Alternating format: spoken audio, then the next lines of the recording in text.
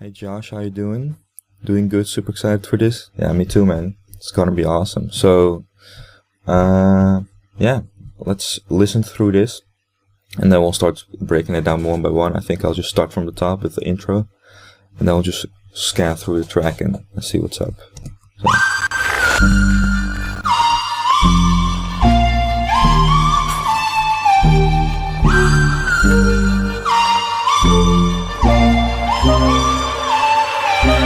I've been up, I've been down, I've been kicked down to the ground by the voices in my head. But you said life gets tough when you get older. That's why I raised the soldier, fight this battle till the end.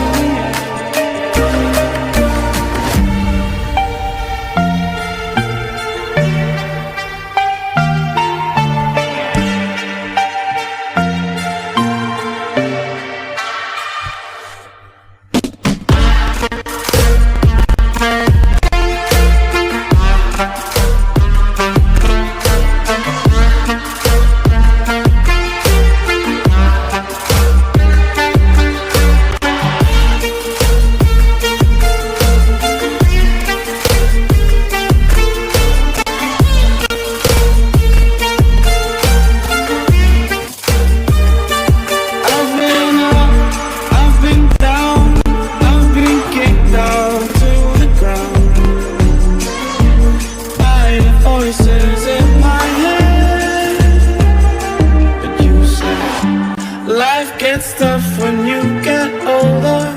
That's why I raised the soldier, fight this battle till the end.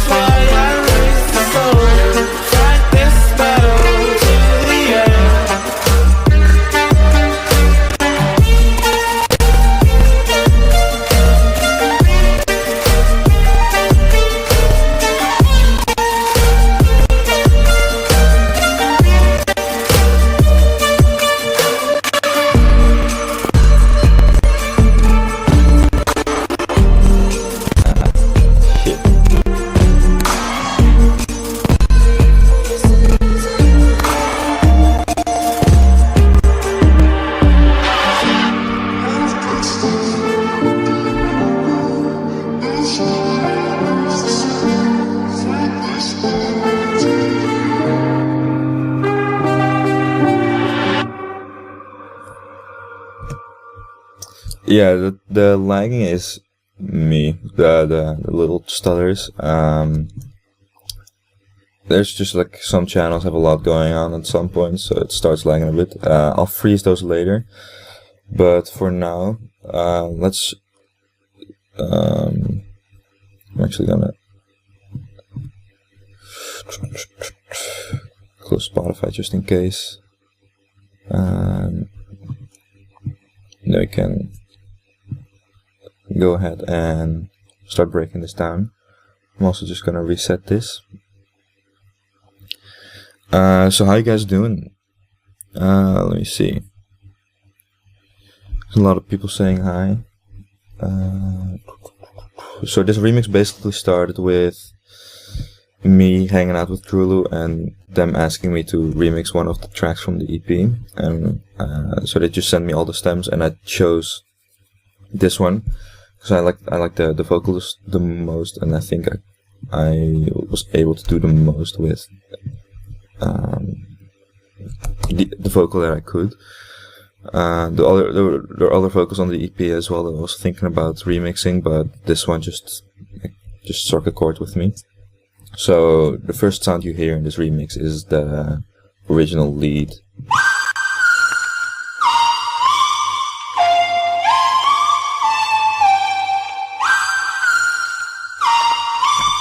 So this is basically just the original lead. The original tempo is also 150, but this remix is about 4 semitones higher than the original. So this is pretty much just the original lead, pitched up 4 semitones. Then we have, I'm gonna unfreeze this real quick, a nice E-piano. This is from Signal. So let me turn everything off so we can go through this one by one. It's fairly simple, straightforward processing, but I'll just go through the entire chain. So let me open Kontakt.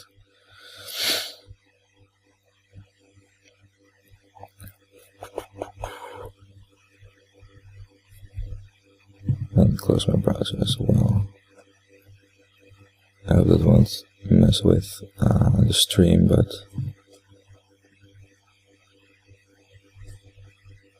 okay, there we go. So this is Signal. Signal's a really dope Kontakt library by Output, the same guys that made Analog Strings and Substance, Exhale, and a bunch, like a lot of other stuff as well. Let me see. So I think it's oh yeah, it is a preset, but I'm pretty sure I changed a lot. I have no rhythm on any of these things.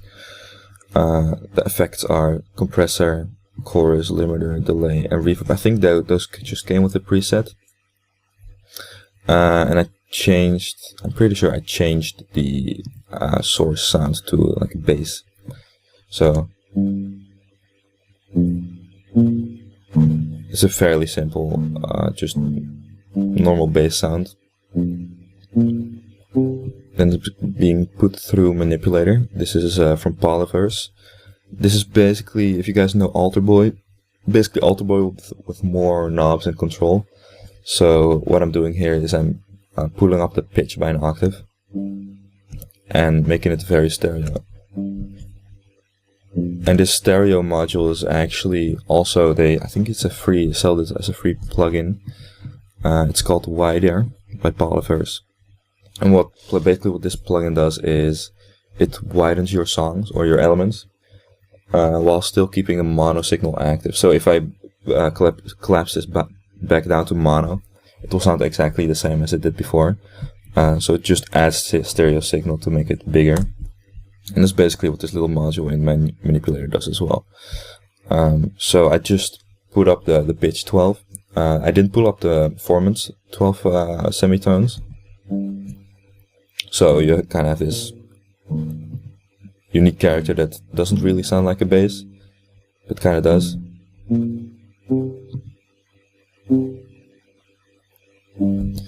And let me see, there's a little reverb, just standard reverb from Ableton. The only thing I changed was more decay time and less dry wet. Just putting it a little bit of a room. Some EQ boosting the highs. Does Wider cause a lot of phasing issues? It actually doesn't, because, like I said, like the mono signal is still exactly the same. It doesn't mess with anything mono, just stereo. So once you collapse it back down, it shouldn't do anything weird or crazy. And actually, one thing I glossed over was that the dry wet from this manipulator is actually at 35. So it's not. This is what it would sound like if you put it on 100. So I mixed that signal with the original. And then some multiband compression. This is in Ableton itself. Multiband dynamics and the multiband compression preset. I use this one a lot because it's basically OTT but a little bit milder. It's because OTT is oftentimes, for example, if I put this on here right now, way too over the top for the kind of music I'm making. So multiband compression, that preset is kind of a nice substitute. It's way milder, but it still evens out the frequency is quite nice, and also like makes it way bigger and gives you a lot of room to really push that sound, or every sound you put it on, way harder. Then some compression. With the Glue compressor is pretty much my go-to compressor. I use this for all my compression needs. And my go-to way to use it is, on most things, I try to keep the gain reduction between 0 and -5. So I always try to keep this needle between these 2 points, just bouncing in between there. So that way you always get that compression effect, and you still compress, but you don't go over the top, which is quite easy to do with compression. Especially like once you've been producing for like 2 hours in one sitting, and your ears are just getting a little bit tired.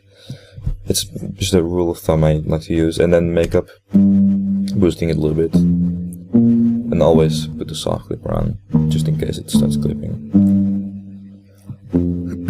So that's that sound. Let me freeze it again. It didn't change anything, so it shouldn't take too long. And there's about 3 other melodical layers in this first 8 bars of the intro. I actually should have explained that more. The structure of the song, I think most of the song is basically split up into 8 bar sections, sometimes 16 bar.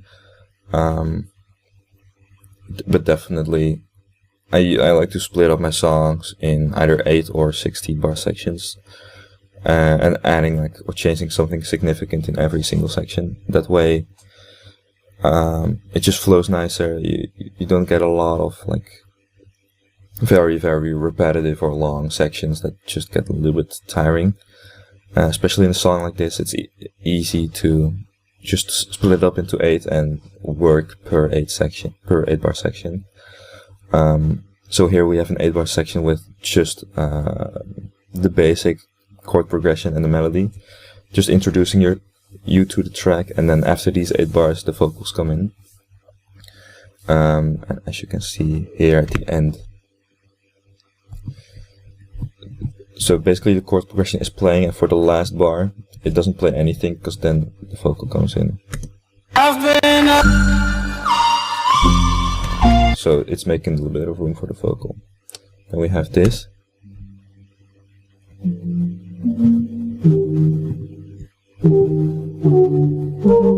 Okay, let me turn these off. I didn't use Saturn, so I'm gonna delete that. Turn this off, this off, this off, and this off. This is a serum. It's fairly basic patch. Most of my serum patches aren't that crazy. It's mostly in the post-processing that makes it unique. So it's basically just a basic shape, like in here, analog basic MG. Kind of like in between a sine and a song. It's a little bit detuned. As you can see here, the fine tuning is 14. And this second oscillator is -9. Just so it creates like a little bit of a wobble.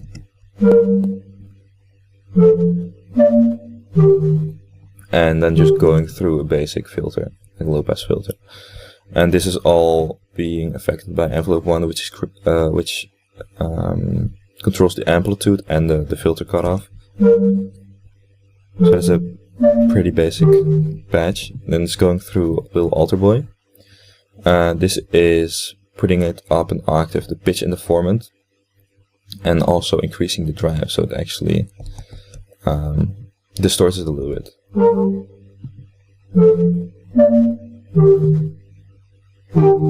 So you can hear it adds a lot of character to the top end, especially because the mix is down as well. If you put the mix on full, you can hear the actual layer that's being added. And because that first synth, I don't use the mix on full. I just add a little bit of a layer just to add some extra character and add some extra overtones. And especially with the distortion inside of a little alter boy, it works really nicely. Let's go into an LFO tool. Just adding a little bit of extra wobble, and it's not doing a lot of work, but it's still adding a little bit of a wobble. Then with EQ8 I'm cutting the low end, like everything pretty much below the lowest fundamental,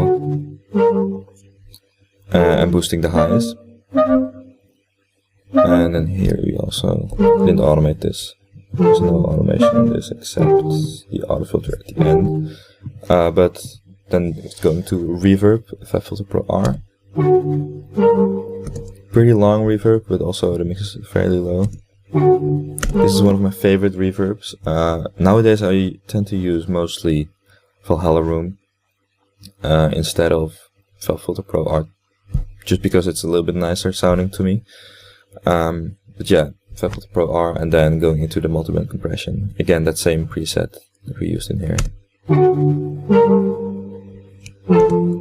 And then in these first 8 bars, it's actually being filtered in by this auto filter.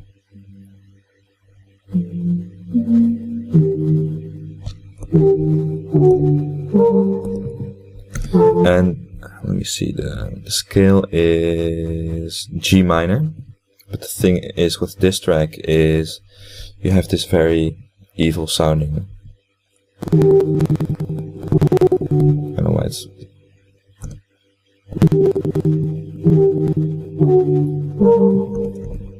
this evil sounding note right here, which makes it, like, the whole chord progression way darker. So what it should be in G minor, if you use all the correct notes,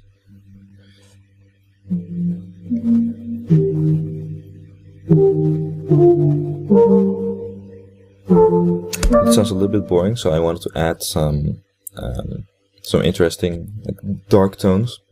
So what I did was I used G harmonic minor, or G harmonic, I think it's just called. So basically what it does is it uses all the same notes as G minor, except the F becomes an F sharp. So that creates a lot of tension, because the root note is the G, and it's only a half step away from this F sharp, which you usually don't get in an F minor, in a minor scale. But by using this G harmonic, you can, like, not even with chord progressions, just chord progressions, but also when you're creating melodies, or yeah, but also with chord progressions, you can create such dark and interesting tones just by using the G harmonic instead of G minor. So you should definitely check that out if you want, like, those darker notes, especially if you're making kind of sadder music. Yeah, harmonic minor. So that's pretty much why this chord progression is sounding the way it does, and the rest is just, I think it's just thirds. So what a third is basically is you have the G minor chord here at start, for example, and a G minor would be G, B flat, D. And what I'm doing is I'm creating the bass notes, I'm removing the G for the melody, I'm removing the fifth, and all I'm ending up with is the third. That way you instantly have really simple but nice chord progressions. And that's basically for the entire chord progression. So that's this synth. Let me just freeze this again. There we go. And then we have this bass.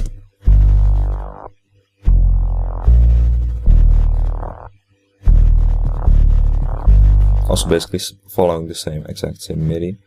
Let me unfreeze this. So this is a 2-layer instrument. Let me see. So it's an instrument rack, and basically what it is a serum going, I think it's just a saw. Yeah, it's just a saw with a filter. That's all it is. And let me turn this off as well. So just a saw with a filter and an operator, which is basically just white noise with a little EQ, so it only takes the really high end.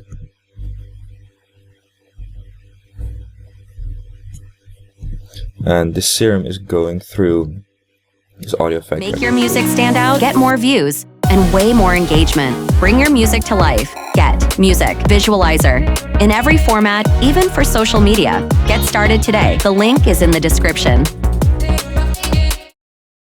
Effect track, which is basically doing most of the work, creating the sound. So I split it up into, let's see, two chains. One is the main and one is the top.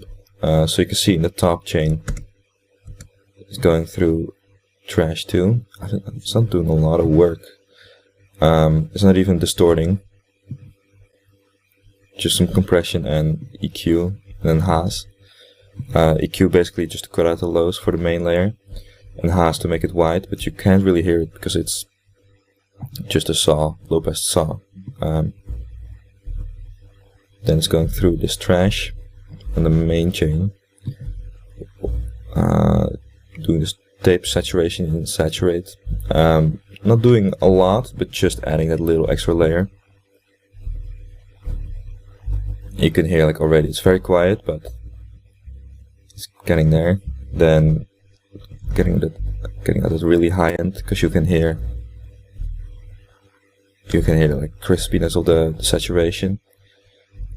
And so I'm cutting that out with this, some multiple compression just to even out the frequencies. And there's some glue compression, just to boost it mostly into the soft clipper, making it loud.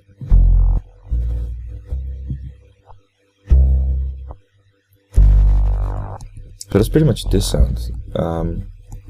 Fairly easy, just basically what it is a saw and white noise going through iZotope Trash 2, which is, I think, by far my favorite distortion plugin of all time. It's so nice and easy to use. Then we have this like little drone, which is just a Cashmere drone. I think pitch it down 2 semitones. I cut out the low end, so we just have that top note. We have an LFO tool to create some wobble, and then with an auto pan, every wobble switches direction, so left, right, just creating some movement and some space in the track. Then some reverb.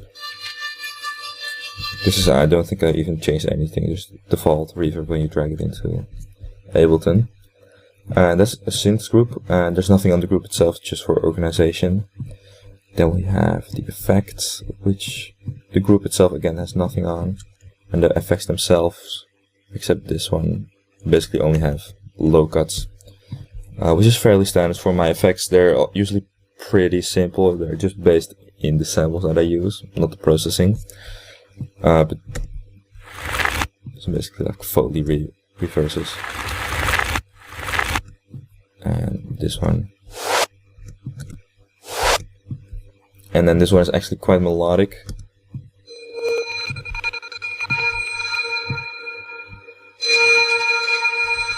I EQ'd it. Really focusing on that fundamental frequency, making it way more pronounced. LFO tool, creating that same wobble as the drone right here, same with the auto pan. So it basically fits exactly in the same space as that auto pan. Again with the reverb, nothing changed, just basic reverb. And then, what is this recording? And basically just some rain, some fire. Just some like Foley for in the background, just to fill up the noise floor. And that's basically this first 8-bar section.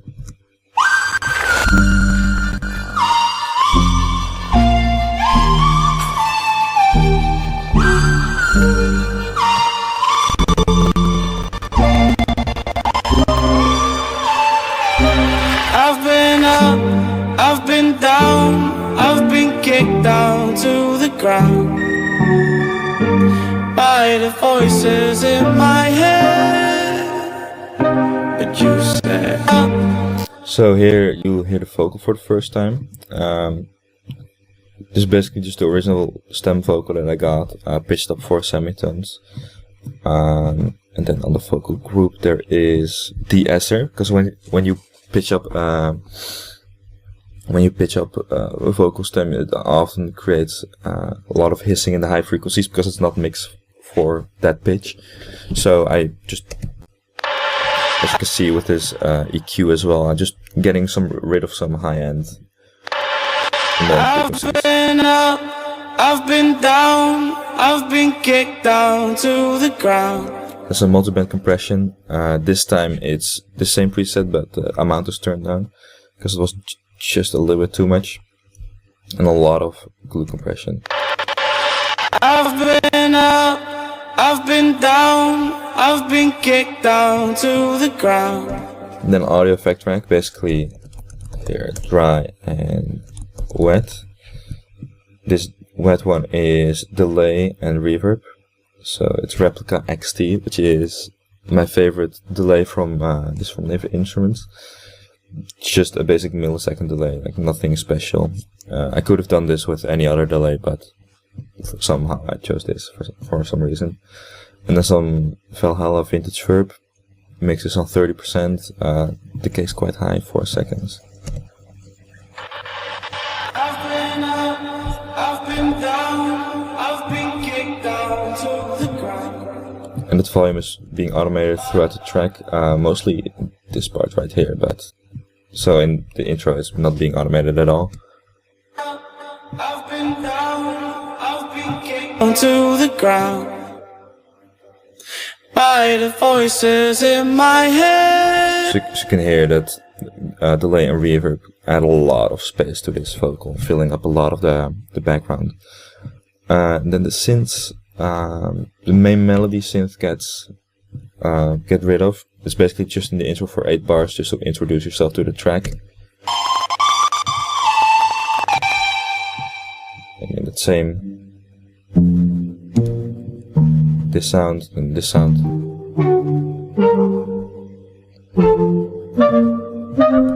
And then this sound comes in as well.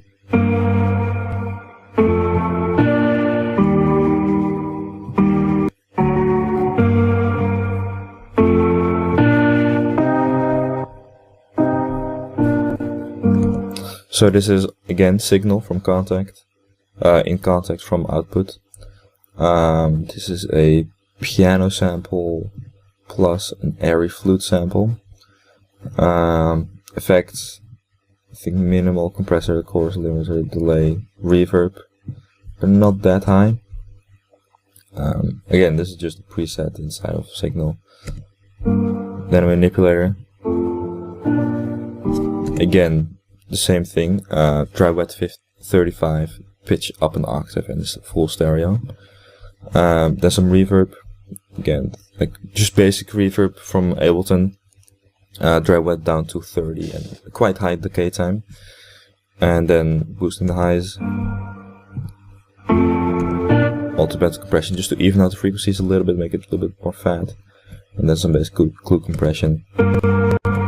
Being compressing it like quite hard, it goes all the way up to -5 dB gain reduction, and then boosting it a little bit into the soft clipper.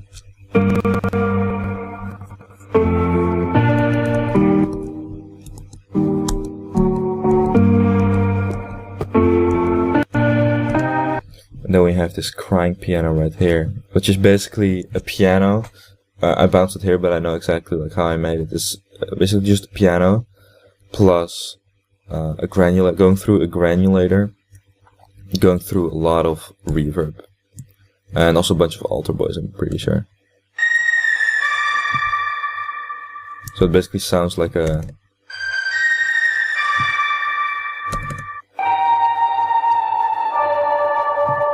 almost not like a piano anymore. And then in effects, it's just the little noise floor sample. So that's this section of 8 bars. It's not that full, just introducing you to the vocal. Then we go on to the next 8 bars. So I'll play. I've been up, I've been down, I've been kicked down to the ground by the voices in my head. But you said life gets tough when you get older. That's why I raised the soldier, fight this battle till the end.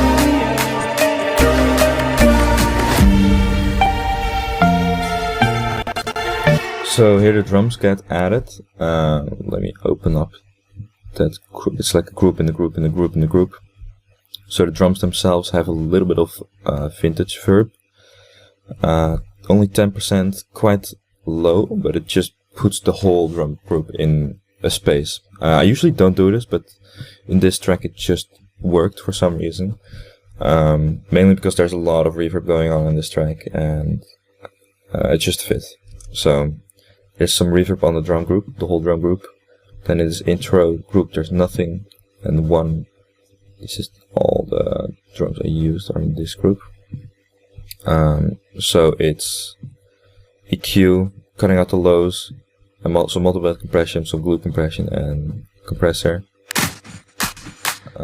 It's sidechain from the kick, because later on in the track I use some elements in the drop as well. But right now it's not doing anything. So it's basically a clap loop chopped up.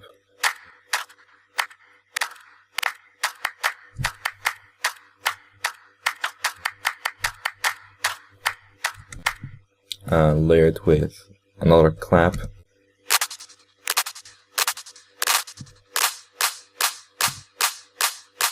Fairly simple. Then some keys. Yeah, just somebody like shuffling some keys around, pitch down 7 semitones, going into a little bit of an EQ, removing those high annoying frequencies and haasing it. Basically what this haas does is you have a left channel and a right channel. The right channel has nothing, the left channel delays it by like 20 milliseconds, no feedback, full dry wet. Basically meaning that it plays the same signal, exactly the same signal, just 20 milliseconds later. And this creates a very wide sound. So if I turn this off, you can hear the difference. It's pretty significant. Then it's layered with this percussion loop from Ramzoid. It's already been like consolidated, as you can see, so I probably did something to it already. But what I'm using here is the beats mode. Preserve quarter notes. Use this little arrow right here, and so basically what I'm doing right here is I'm controlling the length of every quarter note in this sample. So I'm turning it down, so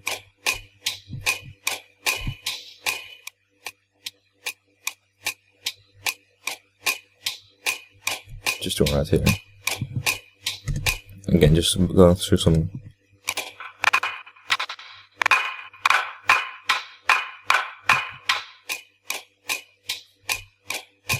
like basic quarter note percussion to layer on top of everything else, and then a tom loop, yeah, chopped up, just to add some space again, and altogether they sound like this.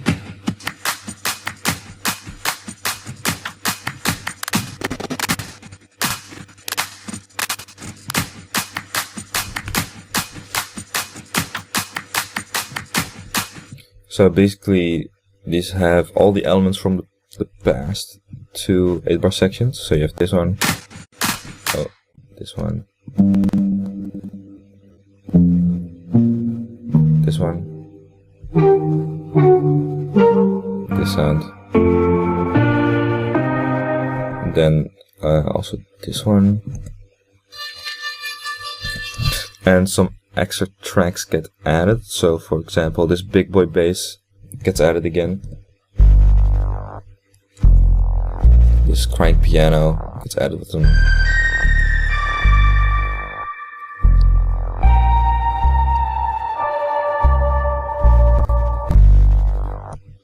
And then this, I wish I had the original, but it's basically I think some brass samples and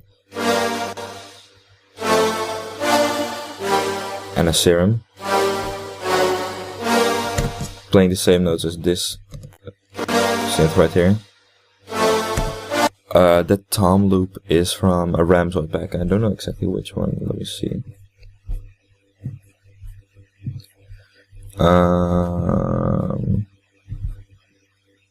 It's from, I think, the first Ramzoid pack. It's on Splice, and I basically chopped that tom loop off. Chopped it up and used it. So we have this, and then this little melody right here as well.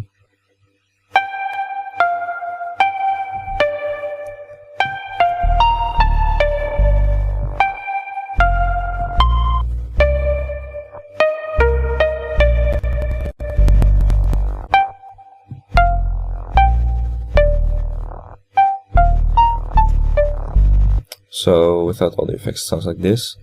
Again, it's Signal. And this is just a muted guitar, I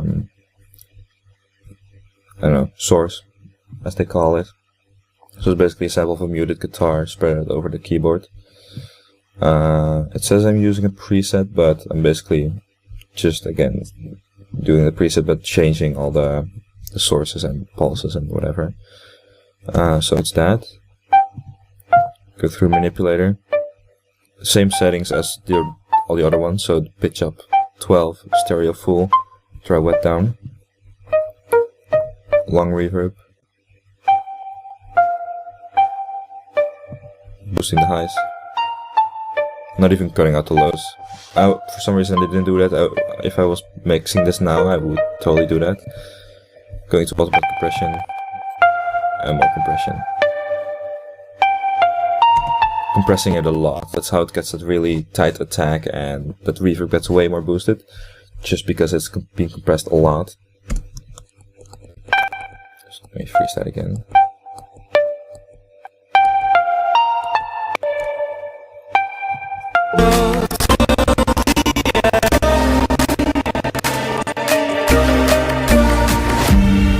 And then at the end here, you hear this little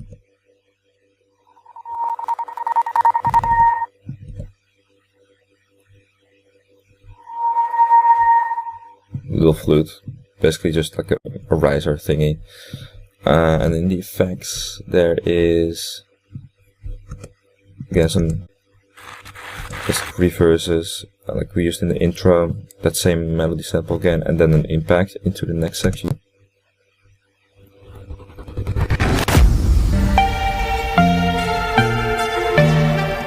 This section is fairly empty. You have these synths from the intro.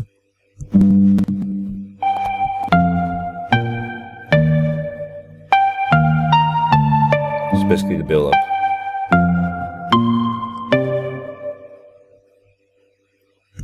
up. So no drums either, and the drop synths get introduced here for the first time. So I'll actually break those down in the drop itself, because those are pretty much just the drop synths. So let me see. Let me just loop this. So the drop sounds like this.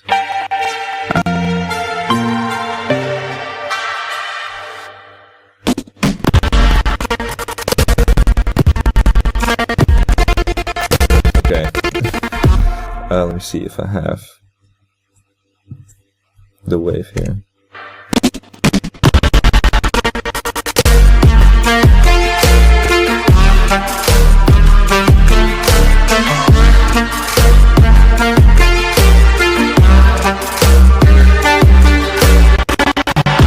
So basically sounds like that.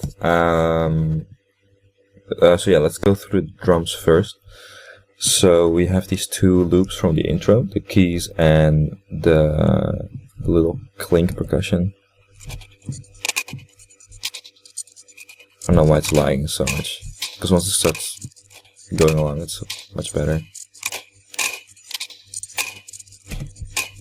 Let's leave those, and then the kick that I made, I think like 2 years ago.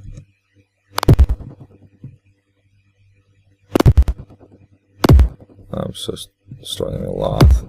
It usually doesn't. I'm not struggling this much, but I'm streaming, recording, and doing some stuff at the same time.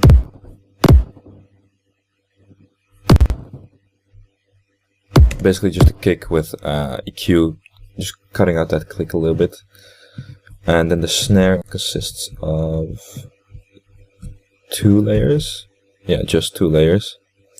So you have this main snare that I also made way before that. So I basically have my own little sample pack just for samples that I made myself. So I can always like choose instantly samples that are already sounding good and processed. So for example, I have all my snares here, percussion, loops, kicks, effects, whatever. And I basically just drag it in a sample. This one is just original, except the tail is a little bit shorter.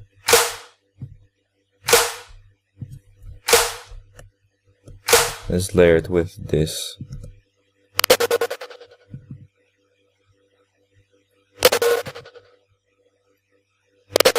I don't know why this channel is not lagging and the other one is, but basically just a sample. Again, another snare sample that I made. No processing on these, just the big one is a little bit quieter.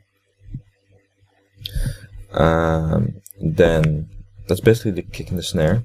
So I'm sorry, there's not a lot to explain, but it's basically just samples that I made before.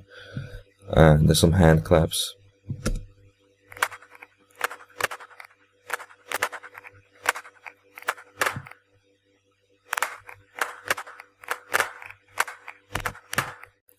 Basically nothing to those, just chop them up and put them there. Then the drum programming, but put through, I think it was a Superior drummer, with a bunch of effects. So basically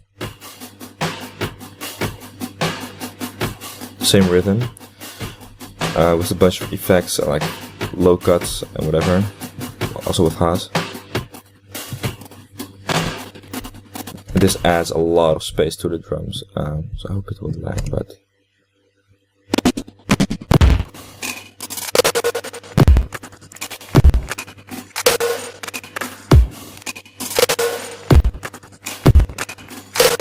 yeah, okay, well, basically, that, Valhalla Vintage Verb, again, on the main group, so even the kick and the snare get reverb through that. And I like to use this trick actually with the Superior drummer. It adds a lot of space to the drums without needing to layer a lot of stuff. You just add like an acoustic layer that plays exactly the same rhythm and that plays exactly the same rhythm, and you create so much space with that. I'm just gonna freeze these because these might be like our culprit. And as you can see here, the drop consists of only 3 layers in the beginning. So you have a bass, a melody, and like a supporting melody. It's like almost a harmony synth. But so most of the space gets filled up with the reverb and also the drums that are also quite reverbed. As I said, there's a reverb on the actual drum group. And also all these synths have fairly dense processing. So they're fairly, like they fill up a lot of space just by themselves. And I've been doing that more and more nowadays, where I just, instead of layering a lot, I just use a couple channels and really make those channels get the most out of them as I can. It makes it way easier with mixing later on as well, because you only have a couple channels to worry about. So once you clean up those, then the whole track basically already sounds finished. But yeah, let me just, it's almost done freezing. We'll start with the 808. I think it's from Substance, but I don't know. I'm pretty sure it's from Substance with some additional processing on there. Do you guys have any like questions or things you'd like to see so far?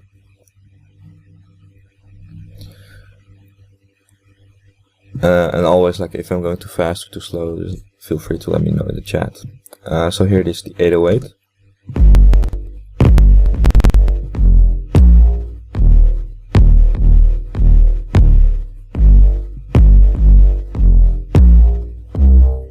So this is fairly, dense processing. So let me turn everything off. Music isn't being used. So it's basically contact layered with the serum. The contact is playing a Substance, and Substance is basically outputs bass module. So this is a preset called Aliased 808, and I think I tweaked it a bunch, but not as much. The sources are all still the same, so you have a click, a main sub, which is the main sound, and then a little bit of bright noise. Basically that, playing through this audio effect rack. So what this audio effect rack is doing, you have a dry chain here. It's fairly short. And then the top chain right here, which is low cut. And also going through a trash too. and this is going through a convolver. It's missing the sample right now. I think something happened, but it's basically making it way wider as well, so you can hear this. I don't know if Facebook does stereo, but you can hear it's way wider. Also, it's a little bit of compression, distortion. That's being layered together with the main. And then the Serum is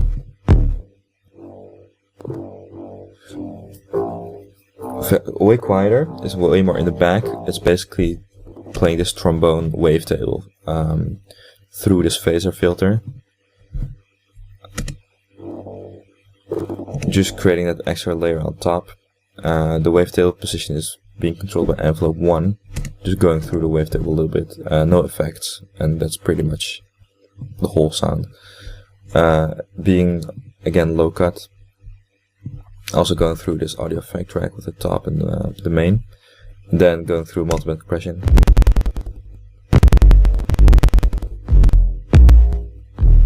Then being compressed a lot.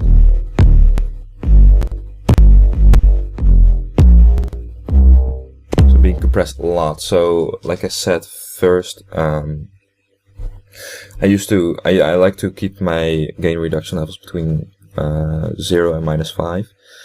But for example, with vocals and sub-basses, as you can see, you can kind of break that rule, because you can compress those way more without infringing on the actual like tonal quality of the sound. And I'm then boosting it a lot into the soft clipper inside of the glue compressor itself.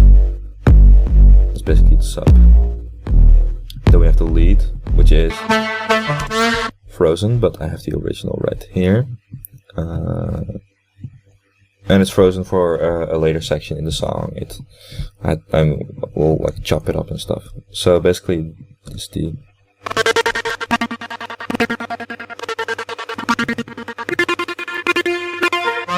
okay. Almost have it. So I'm just gonna freeze that 808 because I think that's also part of the problem. What are your typical gain staging levels? I don't know what you mean by gain staging levels. Like when I'm just always mixing on the go. I never have like a mixdown process at the end or mixdown phase. So I just start with 0 and turn it down until it goes nicely with the other tracks and until it doesn't start clipping. And if it's clipping, I'll just turn everything down all at once, just a couple decibels. And there we go. So on the lead channel, before I even start, is a compressor. It's not doing anything except the soft clipper is on, so basically making sure it doesn't clip. And the reverb is being automated in the, let me see, I'm pretty sure in the build-ups. And in this section right here, yeah, which is a build-up. So the main synth is, let me turn everything off one by one. It's quite like densely processed, but the original patch is really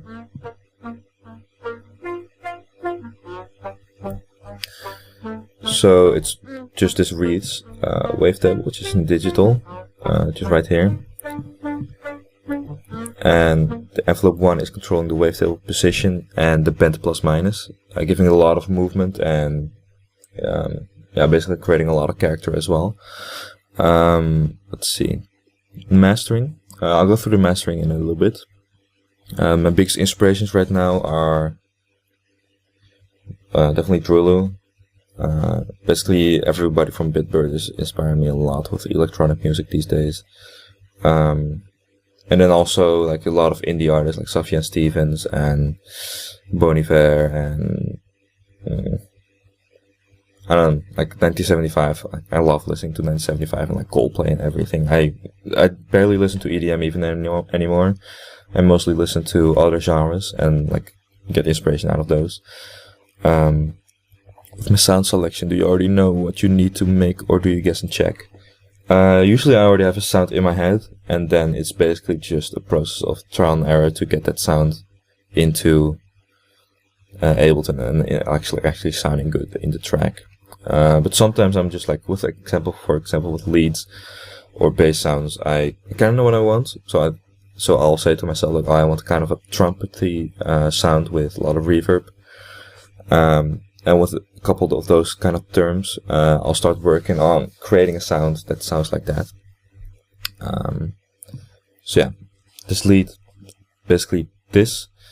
And then effects are fairly simple, just a chorus and distortion. The distortion mix is being affected by the envelope 1. Basically only being distorted when it's like at its peak, really. And there's also a bunch of automation in the serum itself. So the decay curve is being automated. So you can hear in every one of these first notes is way longer than the other ones. It's being automated throughout the MIDI clip. So you can see here this curve. Let me see if I can zoom in. Like this.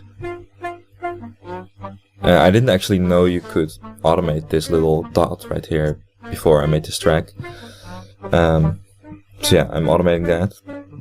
And then also the pitch bend, just these little pitch bends all over the place. Just little wobbles, just to create some extra movement again. And then go into the trash tune.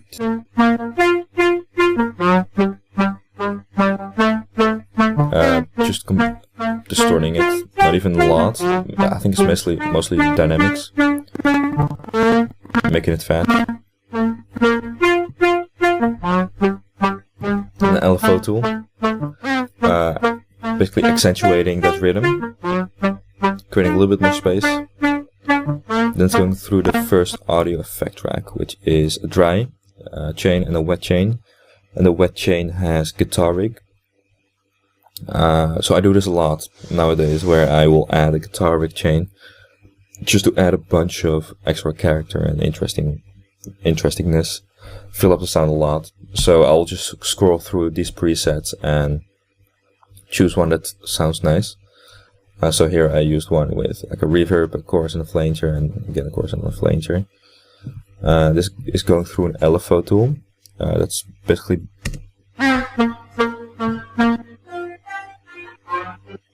bouncing. I do this with my reverbs as well later on. This basically creates, first of all, the reverb gets way bigger because you can turn up the volume of the reverb way higher without like drowning in reverb. And you also still create space for the dry signal right here. This really helps, especially with reverbs that are quite long. You can create the loudest and longest reverbs, but still create a lot of space by doing this little trick with bumping. And the manipulator is here just for a little bit of extra stereo. So this being layered with a dry signal, that's going into another audio effect track.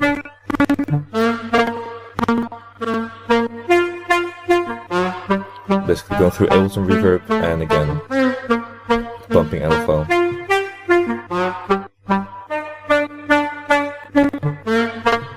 Go through multi-bed compression.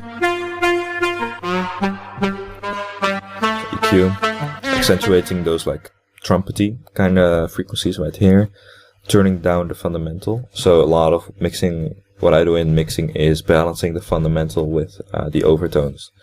So a lot of sound design and mixing certain sounds is basically balancing those two. So you have the fundamental right here, basically the lowest note, the loudest.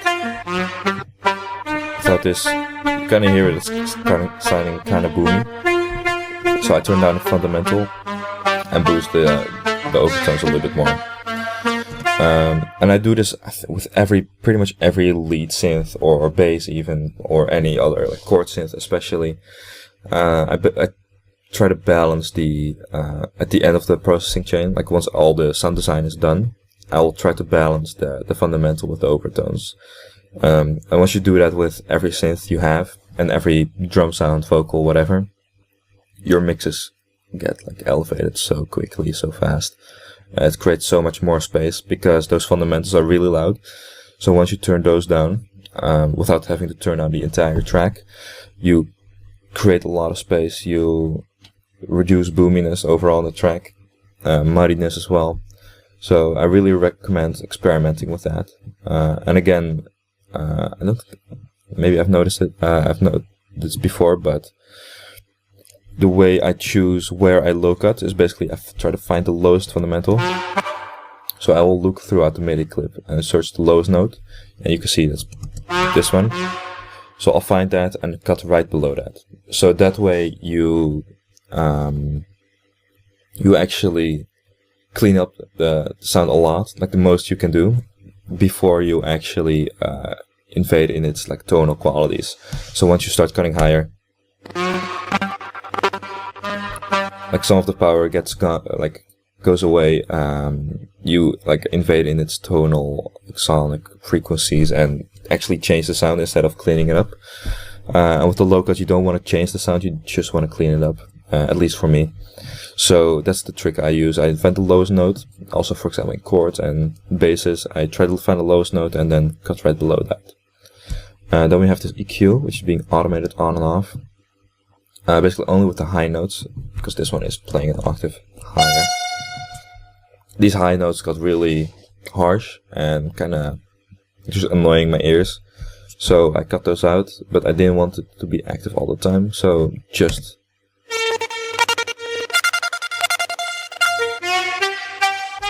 then go into full compressor.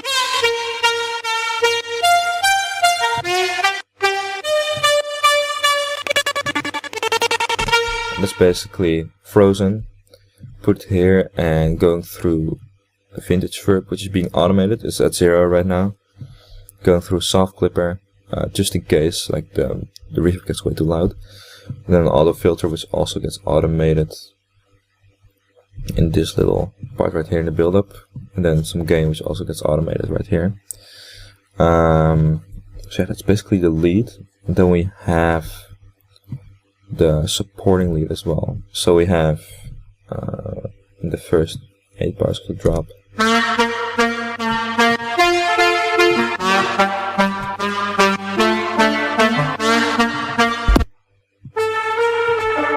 so basically this is exactly the same processing, as you can see, like exactly the same EQ curve as well. The only difference is the wavetable is, instead of the Reese wavetable, it's a sine, the analog PD sine, with a little bit of movement on the wavetable position right there. So basically what that means is it's a less pronounced version of the lead. And because I just changed the wavetable, but that instantly makes it another sound. It doesn't take as much space as the main lead because of that, because it has less overtones, less harmonics, less interface. It's basically just playing some of the harmonies in the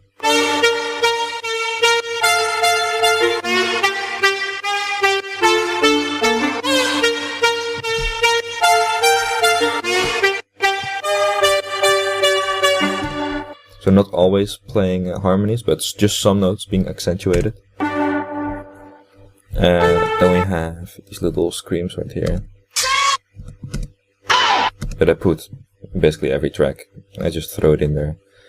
Yeah, that's basically the first half of the drop. In the second 8 bars, this little loop comes in. I made this loop like way before I made this track. I remember how I made it. It was a vocal loop. I put L-Photo on it, that's why it's wobbling, and an altar boy. Maybe I could find the original. Maybe I think it's called something like this. No, that's definitely not it. Kinda wanna find it. Let me see. I know what, I think it's from Origin Sounds. Probably not gonna be able to find it here. No. But basically, a vocal loop. Oh, no, not that one. Basically, a vocal loop run through LFO tool and Alter Boy. Then going into wider, making it wide. There's a automation frequency, the filter in the outro. That's basically that sound.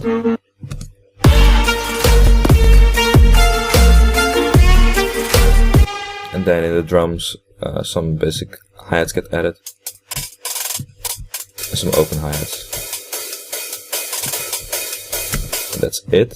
And then we go to the pretty much the C part of the drop, which is basically an outro for the drop. I've been down, I've been kicked down to the ground. It's basically a toned down version and a mix between the verse or the intro and the drop. So the drums get toned down. There's just a couple loops left, and there's this like clap at the end of every 2 bars.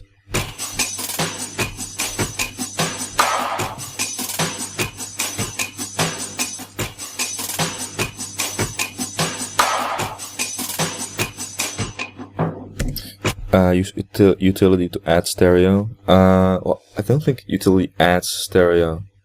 It basically just either makes a stereo louder or quieter. So I don't really use that. When I want to add stereo, I actually make something stereo. So for example, I add unison, or I use the Haas effect. I use only utility for making stuff mono. So for example, now in Ableton 10 you have this really handy bass mono button, which I love. I use that a lot, especially on stuff like Reese's, which are quite inconsistent in the sub. I mono the bass. It's pretty much all I use utility for, and like gain automation, but never for adding stereo, pretty much. So in this part, the vocals get added in as well. I've been up, I've been down, I've been The kicked chain volume gets automated. up, I've been down, I've been kicked down to the ground by the voices in my head. Here, this synth from the intro gets added.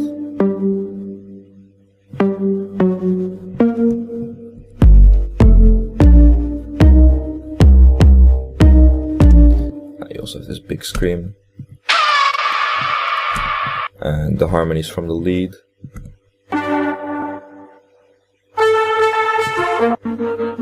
And this loop again. And it's just basically a mix of the elements we've already introduced in the track, mixing them together in a way you haven't heard before. So not like creating an entire new section, but just like kind of reintroducing the vocals again. I've been up, I've been down, I've been kicked down to the ground. Life gets tough. Basically already, again, with the same synths we already have, same loops.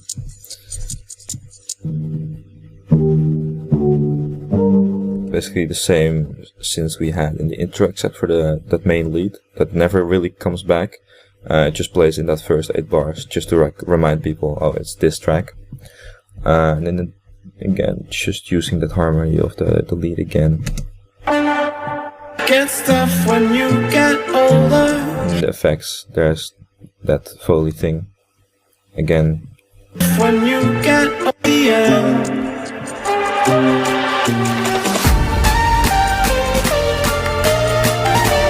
And then the second build up actually has drums, so it's basically all those loops from the intro again, plus like a stomp from Contact, and yeah, that's basically it.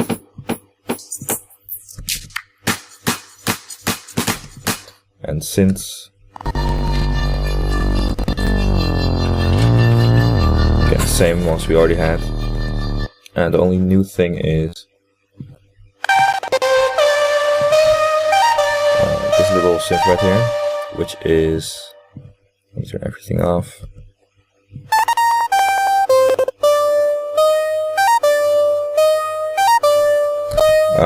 Analog BD sine wave, being controlled like band plus, having some width position. By the LFO1, so being automated, just giving a lot of movement, and then a sine, a saw, excuse me, some unison on the sine wave, and a little bit of a filter and distortion as well.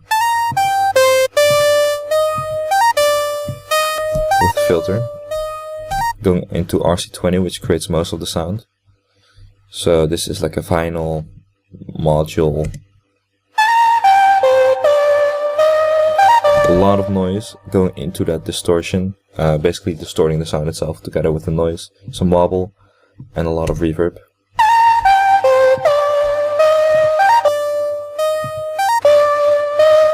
You can hear how much that creates reverb. So that's basically the only thing.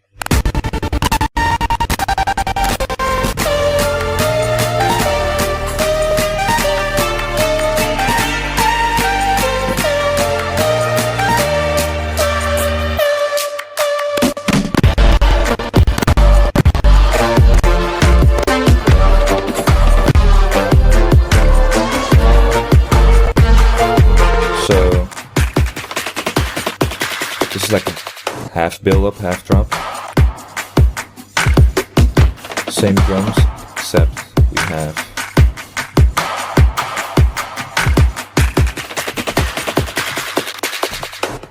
this group.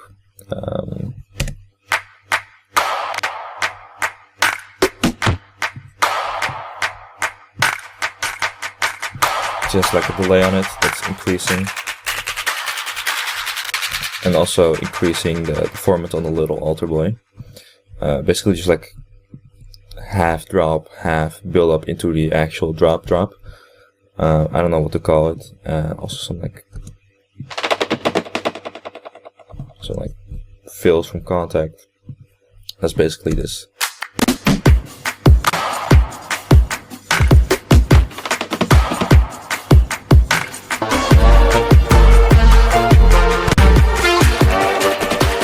Again, this 808 with the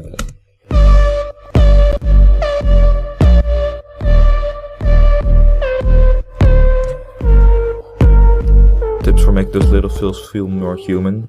Well, I used Kontakt, so that has a thing called round robin. Basically, for every sample there are 3 variations, or slight variations.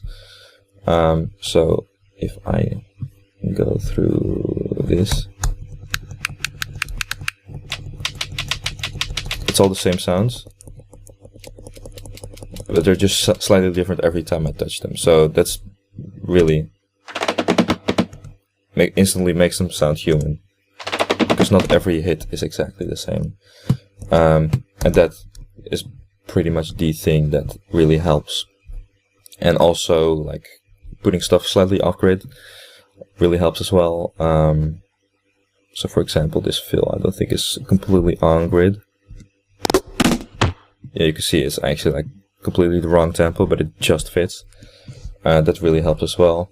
And then just a combination of those things, and also sound selection is like the most important thing when wanting to make sounds more human.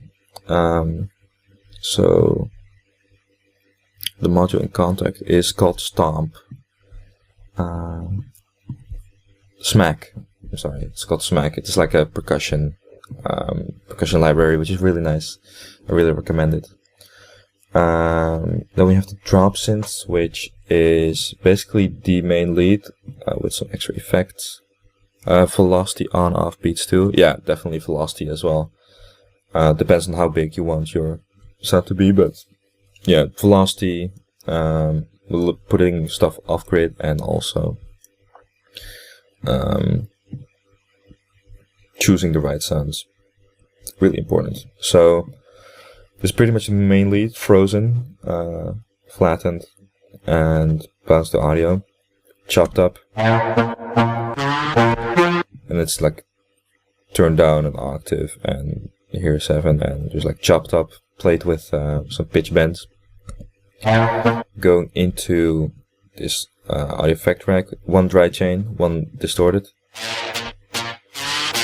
which distorts it a lot, putting it through a gate so it's not too long. This is really, really long. Going through an OTT to add a lot of highs. Going to another audio effect rack with just a dry chain pretty much, and 2 little altar boys. putting up the pitch an octave, format down an octave. And Little Alter Boy putting the format down an octave and pitch normal. Creating this really weird extra layer. Basically filling up a lot. What is your thought process when deciding on the samples and sound you use? Well, I usually have like a sound in my head already. Then it's just a matter of finding it either in Kontakt, Serum, or my like gigantic sample library, or making it myself. But usually I have a pretty good idea of what I want. Because if I don't know what I want, I don't make anything. Like, I struggle with that sometimes. Like, if I don't know what I want to make as a track, I usually don't end up making anything. But yeah, then this harmony again. And then again a chopped up version of the lead.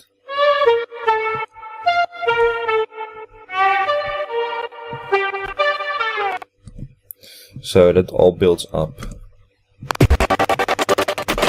Let's play the whole section.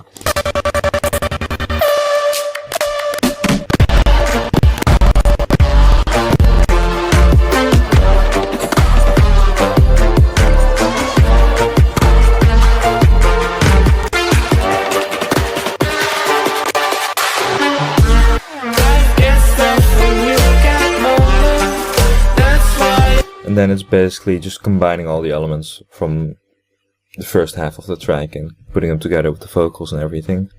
And then, yeah, that's pretty much it. And then in the end we have this crank piano. Oh, this is actually where the that little melody came from. This one. That's from this rack I made. So it's playing the same MIDI. It's a piano.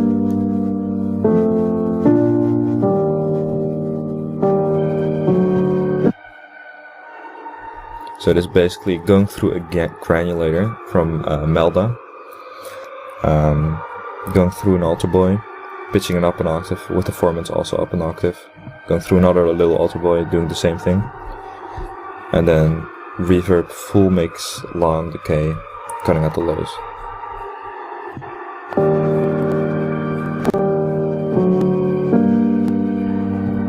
Going through multiband compression, cutting out the lows again with the EQ. And then glue compressor.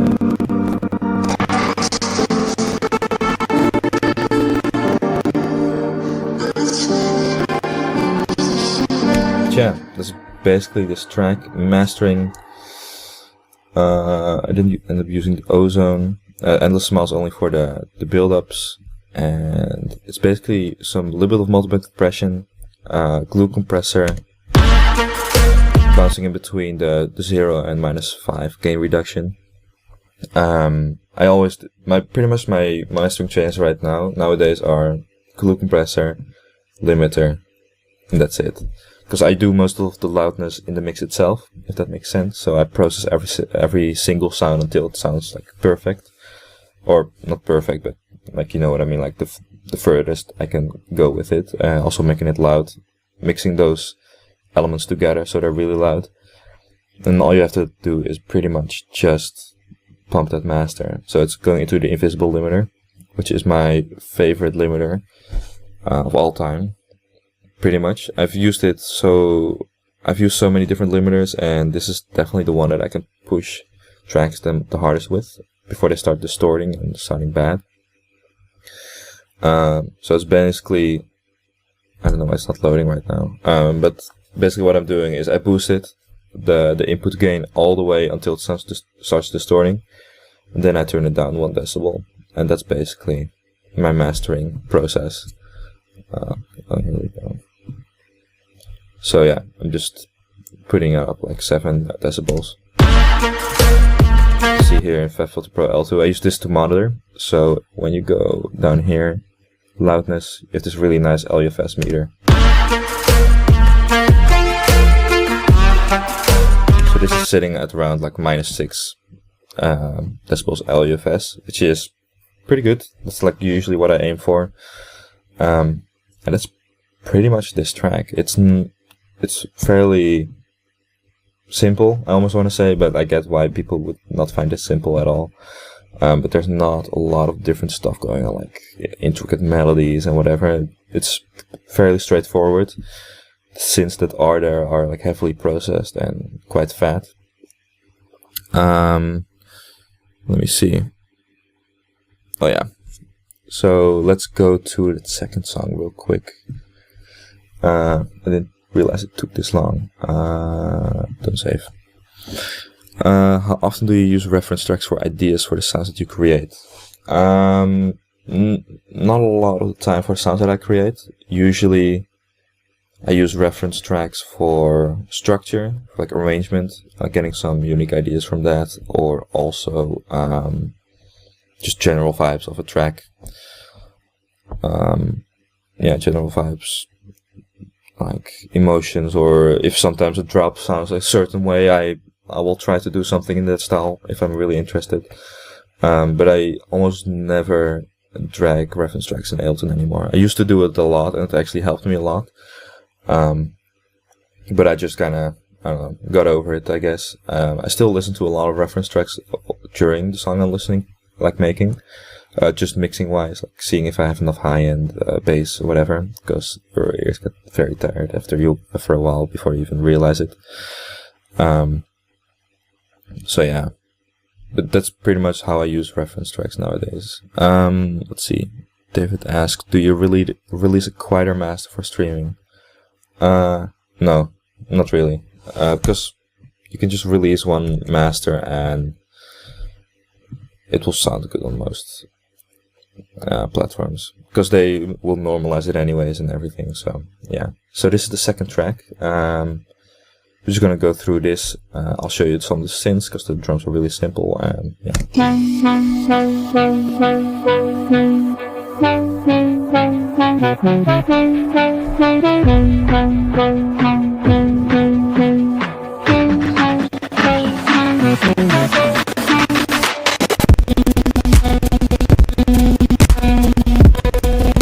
Okay, so I don't know why it's doing that. It was fine in the test, but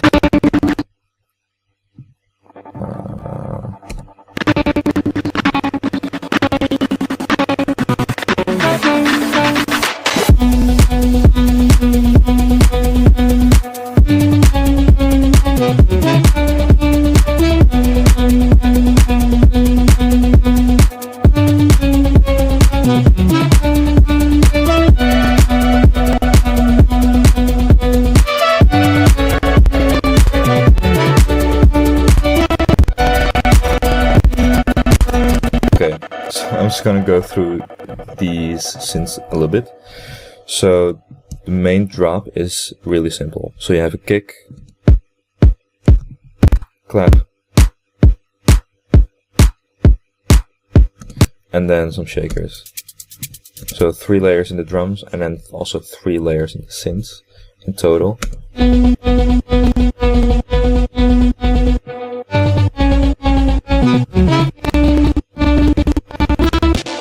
So we have this main chord layer, and then the bass layer. I don't know why my Ableton is clicking so much. It usually doesn't really do this. Let me just try this. Okay, that somehow fixed it. So that actually fixed the whole project. That's weird. Make your music stand out, get more views, and way more engagement. Bring your music to life. Get Music Visualizer. In every format, even for social media. Get started today. The link is in the description. Okay. So bass, and then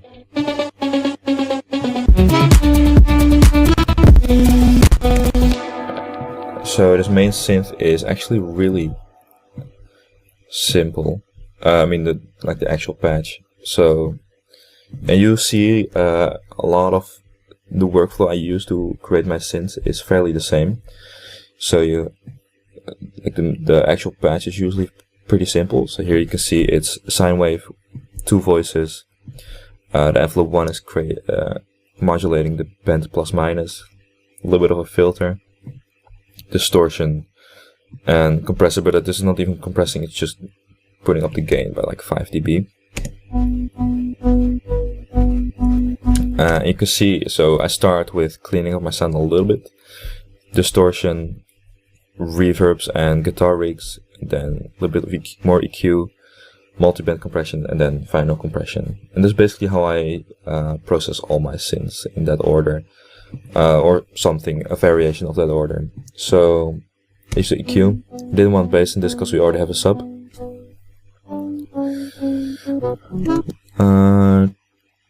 Which I thought I'll play into advantage for you if you want to keep dynamics by not slamming your limiter. Yeah, it does come down to personal preference. I've always, like, since I got into EDM, I always really enjoyed like full and loud music. So I do that with my tracks now as well. I should turn them down a little bit turn them down a little bit more, just so I create some like dynamics, but I don't know, I just like how it sounds and it doesn't distort, so that's all I care about. So I cut out the lows, balance the fundamentals with the overtones, going through distortion, then going through a dry chain with guitar rig, just a random preset, has some more EQ, multi-band compression, then evening out the frequencies a little bit. You can see here, these are way louder than these. This just evens that out. And then glue compression, where it's minus 0 and minus 5 again, bouncing in between that. Then we have this bass, which is basically just a sine wave with a pitch envelope, going through distortion and EQ. And most of the sound comes from the glue compressor going into the soft clipper. So I'm compressing this just like that, and just absolutely like crushing it into the soft clipper, the glue compressor. So yeah, that creates most of the fundamental bounce and overtones in this bass. Then this.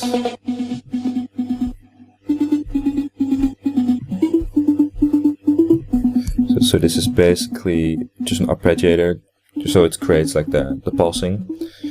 The wave is in between like a sine wave and a saw, going through a comb filter and distortion. That comb filter is adding a lot of character. Going through distortion, then RC20, which makes it wide as well. So I use the stereo on this wobble. So usually what this wobble does, it automates the pitch, or it modulates the pitch over time, just like by small amounts. So it creates like this tape wobble kind of effect. But by doing stereo, it will do that for the left and the right channel individually. That way you create a really stereo effect. And then you can see again here, I got it right below the lowest fundamental. And then the same chain, exactly the same guitar rig, same processing, and then this EQ. Really boosting those highs.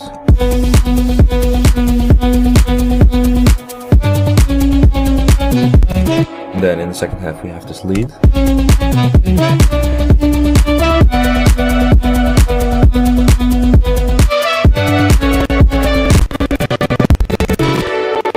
So this lead has exactly the same processing, as you can see, like the same guitar rig, except this one has along the reverb. So together with the dry chain and the guitar rig chain, it also has a Valhalla verb. Basically 4 seconds long, which is very long. And then the LFO tool creating that pulsing again, to create a lot of space for the reverb and the dry sound itself. Multi-band compression, and then cutting out the lows.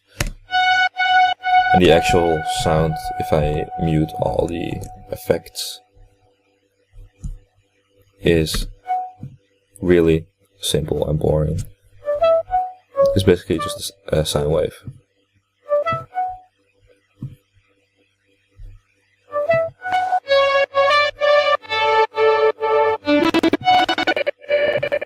And then from Labs, this is a free plugin by Spitfire. And it's almost like Contact. It has, you can download free libraries for it. So I have a piano one, a strings one, and this experimental one. And this synth inside of there, like the synths and the sounds inside of this are absolutely crazy. So you can just Google like Spitfire Labs, and you'll find this amazing free resource. I really recommend you guys downloading it, like experimenting with it, because it has some amazing sounds, and it's free. So it goes through the multiband compressor.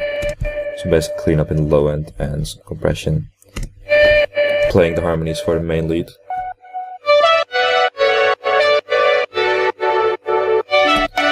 And in the last quarter we add these.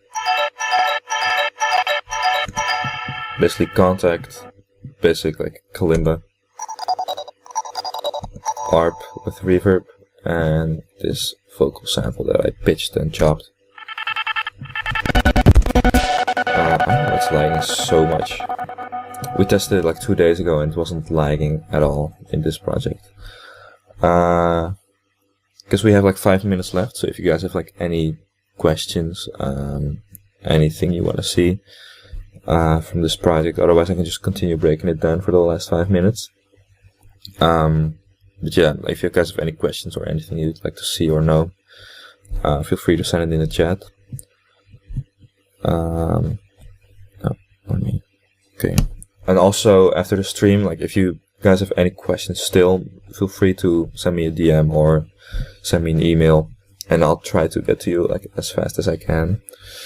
But yeah, for now, I mean, we broke down the remix. We don't have like enough time to break down the rest of the song, even though most of it is fairly simple. Most of the sounds are basically based around this single this synth. So all this processing is copied to a lot of the other synths.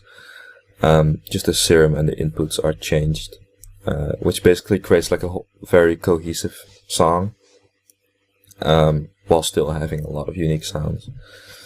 Yeah. What's your creative process when you starting with samples or vocals? It depends on the song. Sometimes I get vocals sent to me, or I find some acapellas and I start writing around that.